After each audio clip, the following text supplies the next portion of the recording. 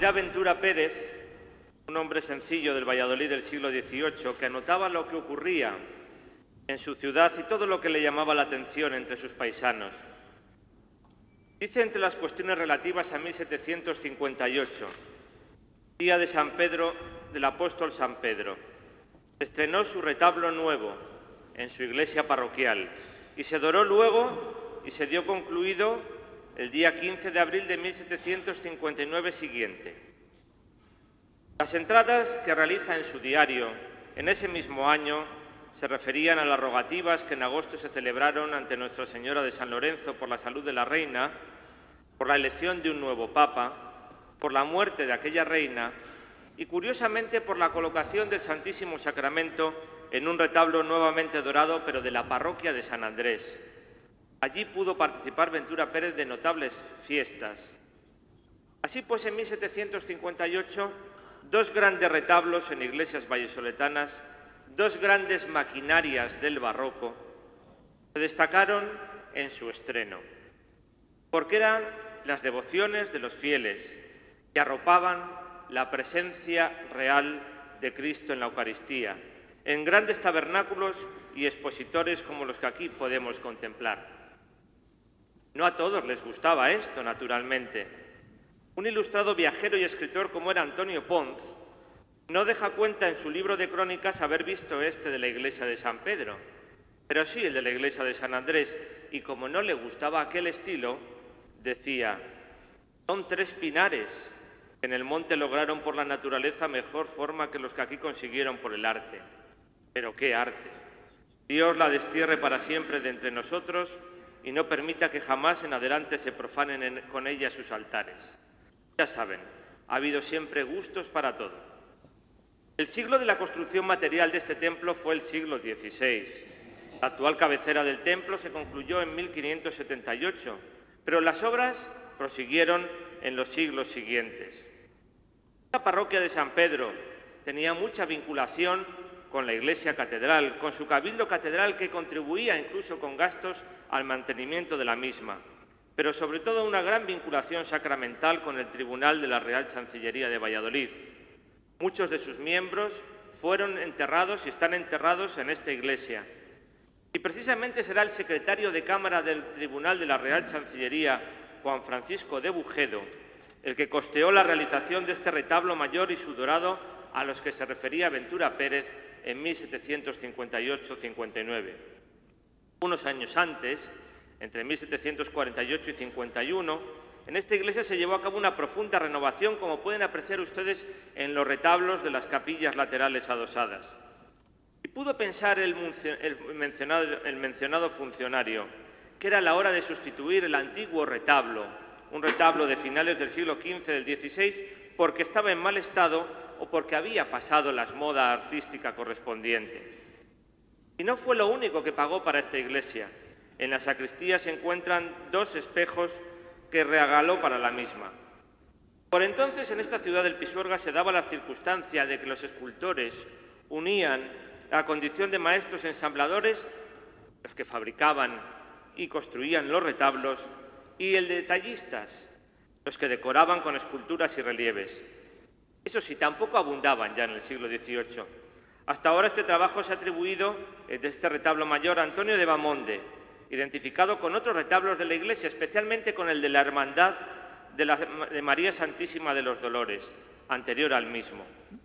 Existen muchas dudas entre los historiadores del arte cuando miran las esculturas de gran calidad de este retablo y piensan en otro escultor, José Fernández, que precisamente también había realizado las esculturas de la Virgen de los Dolores.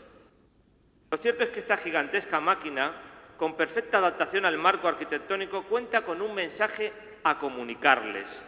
No les voy a aburrir con datos técnicos, aunque sí que tienen que saber que en el banco del retablo se asientan 4 columnas de orden gigante con las que se estructura, creando 3 espacios que denominamos calles.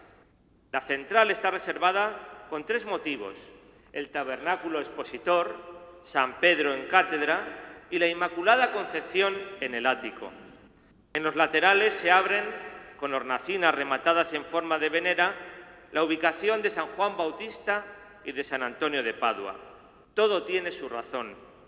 San Juan Bautista, ahora lo verán con mucha mejor atención, les está predicando a ustedes, a los fieles que nos sentamos en los bancos, y nos está apuntando con el dedo hacia el expositor. ¿Dónde está el Cordero de Dios que quita el pecado del mundo? Y al otro lado, San Antonio de Padua, con el niño Jesús en sus brazos. Esa visión que recibió este santo franciscano, que se le representaba habitualmente con un lirio, símbolo de la pureza, con un libro, símbolo de su condición intelectual, ya que era un doctor de la Iglesia, y sobre todo con el niño Jesús en sus brazos. Ese papel devocional tan importante de San Antonio de Padua también en este siglo XVIII, y que en algunos aspectos recibía las mismas referencias que el del patriarca San José, que aparecía en otros retablos, por ejemplo en el de San Andrés, como custodio del niño Jesús. La obra de San Pedro se debía a la tipología que había creado Gregorio Fernández para el convento franciscano, muy vinculado a San Pedro Regalado, precisamente, de Scala Coeli, el Abrojo.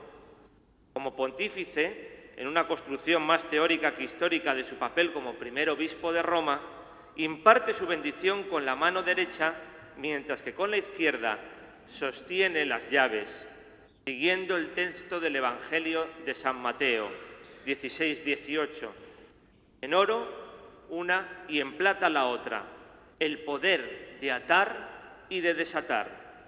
En el ático la Inmaculada Concepción, tras el importante siglo XVII inmaculista, en el que la monarquía de España había intentado impulsar la declaración del dogma de la Inmaculada Concepción y que no se proclamó hasta el siglo XIX por Pío IX en 1854. Sin embargo, las campañas inmaculistas no solamente se plasmaban en la teología, sino también en el arte religioso. A sus lados se abren dos pequeños ventanales con sendos relieves que debieron realizarse a partir de grabados y en los que se representa a San Pedro en la cárcel y el arrepentimiento de San Pedro, las lágrimas de San Pedro, tras haber negado a Cristo en 3 ocasiones. No son precisamente las obras, esos altos relieves o medio relieves, las obras más logradas de todo el retablo, porque no alcanzan a dar la sensación de profundidad requerida. Y no faltará la decoración vegetal con los atributos pontificios de la tiara papal y de las llaves. Así pues, un día de inmenso gozo para los miembros de esta comunidad cristiana de la Unidad Pastoral de San Pedro y de Santa Clara, así como para las organizaciones vinculadas a ellas, las cofradías y especialmente mis hermanos de la Sagrada Cena.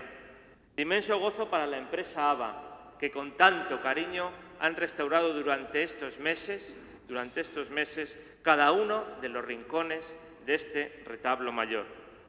Y agradezco la oportunidad a los sacerdotes de esta comunidad parroquial que me han otorgado de explicar la importancia tanto intelectual como religiosa de lo que estamos celebrando. Ellos saben que esta iglesia de San Pedro tiene un papel importante en nuestra familia, tanto para mi mujer, que ha vivido tantos años a la sombra de esta parroquia, como para mí, pues mis 2 abuelos contrajeron matrimonio delante de este retablo. Es la importancia de esa fe transmitida de abuelos a padres y a hijos, de la cual somos cadena en la historia de la salvación de cada una de nuestras familias. Y contemplando la belleza de la devoción y de la vivencia cristiana transformada en arte de un retablo, casi podríamos decir como San Pedro en la Transfiguración, vamos a construir aquí 3 tiendas para contemplar tanta belleza. Les animo a continuar responsabilizándonos todos, del mantenimiento de este patrimonio que es de todos los creyentes y que hemos heredado de nuestros mayores. Mucho queda por hacer en esta iglesia, en sus retablos laterales, en su Cristo de la Espiga, que es un auténtico tesoro que tiene esta iglesia de San Pedro. Pero ojalá seamos también creativos para seguir mejorando lo mucho que hemos recibido, acompañados siempre de ese tesoro de la fe. Una vez montado los andamios, pues imagínense que un retablo que prácticamente tiene 300 años, la cantidad de polvo y porquería que puede tener, excrementos de palomas muertas, ratones, de todo. Bueno, pues ha habido que limpiar el polvo, se limpiaba con aspiradores y brochas, con muchísimo cuidado para no atacar a las policromías ni a los dorados. Pero bueno, pues eso realmente nos lleva un tiempo. Hemos tenido la suerte que se puede acceder por detrás, entonces la limpieza del retablo ha sido completa. Luego, segunda operación es sentar la policromía y los dorados. Son operaciones que no se ven prácticamente. Como decía antes don Luis, lo único que observamos ahora mismo es la limpieza y lo bonito que ha quedado y lo que brilla el retablo. Pero hay operaciones importantísimas que si no se hicieran, bueno, pues se podría limpiar el retablo, quedaría muy limpio, pero duraría pues cosa de 6 meses o 1 año. Porque hay que ir fijando con colas de animales, con calor, pues todas esas zonas de estucos y de dorados que se van separando de la madera, entonces hay que volverlas a pegar para que no se caigan a la hora de la limpieza, claro. Igual que las policromías, bueno, pues de todas las esculturas hay que ir fijando la policromía. Claro, es una labor que solo se ve cuando uno está ahí arriba y lo va haciendo. Una de las operaciones más importantes que se ha hecho, como decía don Luis, y que tampoco se ve, es la estructura del retablo, ¿no? El retablo, bien porque la bancada no es de piedra, que es de madera, posiblemente sea uno de los factores, que ha ido cediendo. Bueno, ha ido cediendo 4 o 5 centímetros, claro, lo vemos así en 300 años casi, pues no es gran cosa, ¿no? Pero se ven las grietas y entonces nuestra preocupación es que eso con el tiempo pudiera seguir cediendo. Entonces lo que se ha hecho ha sido unas escuadras, bueno, pues con tensores, con cables de acero, a las paredes y de ahí al retablo. Claro, eso nos ha dado la suerte, tenemos la suerte de que hemos podido acceder por detrás al retablo por esa escalera que se comentaba antes, ¿no? Y esa es la labor más importante que se ha podido hacer en este retablo. Claro, uno puede decir, es que 4 meses para limpiarle, mucho tiempo, encima 4 o 5 personas, pues parece mucho tiempo, ¿no? Pero la limpieza, aunque ha sido un poco engorrosa y ha sido un poco difícil, pero la verdad y lo que realmente nos ha llevado tiempo y creo que estamos muy satisfechos es de la labor que se ha hecho por detrás y antes que la limpieza, ¿no? O sea, la labor que realmente no se ve. La limpieza, bueno, pues siempre se hacen unos test de limpieza, se hacen unas pruebas, unas catas, a ver qué disolvente va mejor, qué disolvente va peor. Entonces, cuando pensamos cuál es el disolvente más apropiado, pues actuamos con él. Unas veces suele ser tener unos disolventes más fuertes para algunas zonas, otros más débiles, o sea, no tiene por qué ser siempre lo mismo para todo el retablo, ¿no? Una cosa son los dorados, otra cosa son las policromías, otra cosa son las encarnaduras. O sea, cada policromía lleva su disolvente, ¿no?, para limpieza. Entonces, bueno, pues nos ha llevado mucho tiempo, no tenía barniz, yo creo que era de las calefacciones que ha habido antes, de carbón, el humo de las velas. Pero claro, es otro lo que decíamos antes, si entramos por esa puerta, o sea, un poco el anecdótico, ¿no? Si yo subiera ahora mismo, me metiera por esa puerta, en 3 minutos estaría ahí arriba y me verían ustedes. O sea, que se puede subir por una escalera que es de obra, o sea, que es como la escalera de una casa. Entonces uno va subiendo la escalera y va entrando a los pisos, al primer piso, al segundo piso, por huecos que hay. Bien por la parte de atrás y bien arriba. Entonces eso nos da un poco cómo encendían las velas de todos los candiles y todos los apliques que hay por ahí. O sea, se salían por un agujero que hay al lado del San Pedro, del relieve, y antes había unas tablas que hemos quitado, evidentemente. Entonces iban encendiendo todas las velas que había por ahí. A la de la Virgen no llegaban. Bueno, pues la hornacina de la Virgen tiene 2 puertas laterales con sus bisagras y su saldavilla. Entonces se abrían y por ahí llegaban a las luces del centro. Y lo mismo pasaba en la hornacina de San Pedro. San Pedro tiene 2 puertas laterales que por ahí salían a encender las velas. Evidentemente la casa de Dios, porque si no, yo no sé, esto se hubiera quemado, vamos, hace tiempo, porque la cantidad de cera que hemos encontrado ha sido, vamos, terrible, ¿no? Yo diría que se puede contar por kilos. La cantidad de cera que hemos tenido que retirar de todos los dorados y de todas las policromías de los santos. Y por último, bueno, pues han hecho pues las molduras más importantes que más se podían notar, que más podían llamar la atención, sobre todo en el ostensorio, ¿no? El tablamento también, Entonces, esas molduras se estucan, se dan yeso, o sea, se hacen una preparación como para adorarlas. Lo que pasa que se rematan, bueno, pues con acuarela dorada, ¿no? Con el fin de que todo eso pueda ser reversible, y que, bueno, pues no engañar, digamos, lo que es el retablo original. Y eso es un poco, bueno, pues toda la función que se ha hecho. Luego se ha dado una mano de barniz por protegerlo, se ha desmontado los andamios y realmente, bueno, pues más uno se preocupa sobre todo, bueno, por la zona del sagrario, los tensorios. Realmente lo que es las escalerillas de los tensorios están sin acabar, que parece ser que están en ello, ¿no? Pues para rematarlo y acabar dorándolo y que sea ya todo un completo.